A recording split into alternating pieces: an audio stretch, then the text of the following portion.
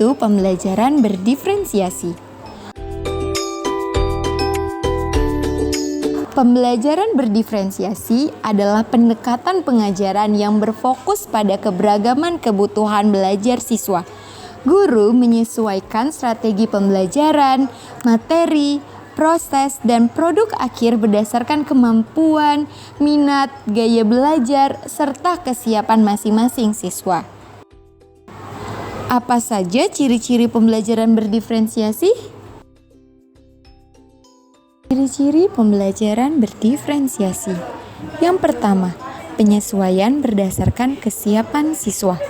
Guru memberikan tugas atau kegiatan yang berbeda sesuai dengan tingkat pemahaman siswa.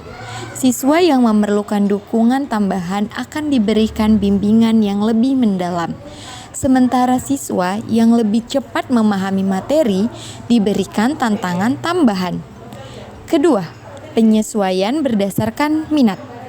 Guru menyediakan pilihan-pilihan materi atau proyek yang sesuai dengan minat siswa.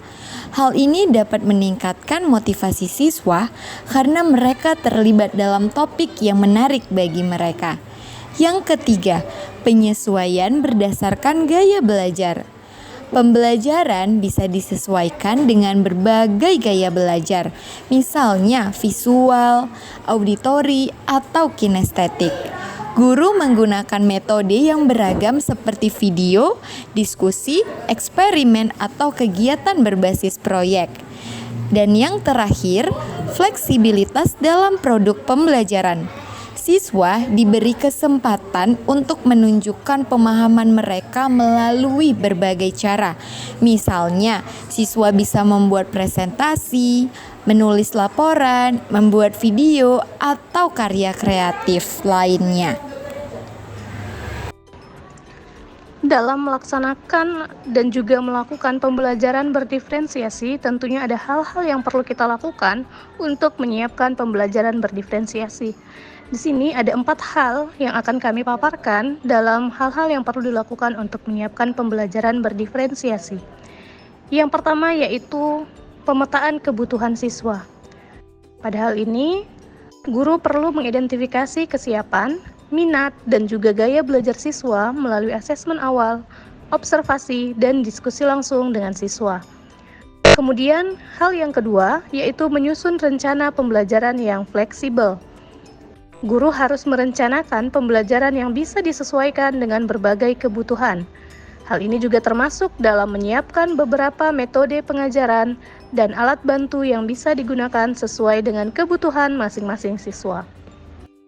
Selanjutnya, hal yang ketiga yaitu pengelompokan yang fleksibel. Dalam hal ini, guru harus bisa membuat kelompok belajar yang dinamis, di mana siswa atau peserta didik dikelompokkan berdasarkan kebutuhan tertentu untuk tugas-tugas tertentu. Dan kelompok juga dapat berubah-ubah tergantung pada topik atau kegiatan pembelajaran yang dilakukan. Selanjutnya, hal yang keempat adalah menyediakan pilihan dalam penilaian.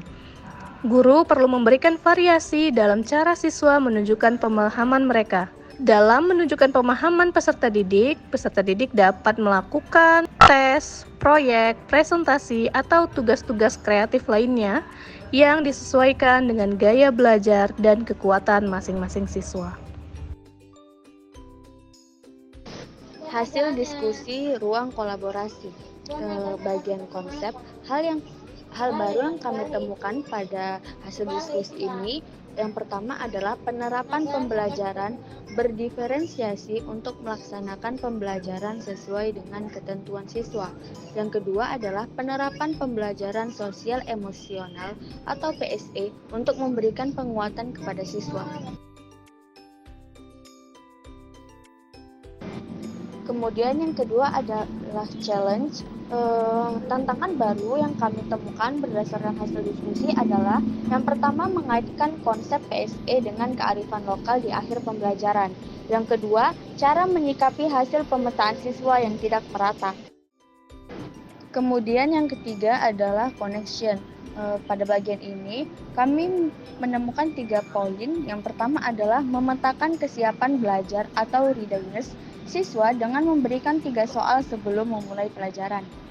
Yang kedua, mengelompokkan siswa menjadi 3 kelompok berdasarkan hasil pemetaan.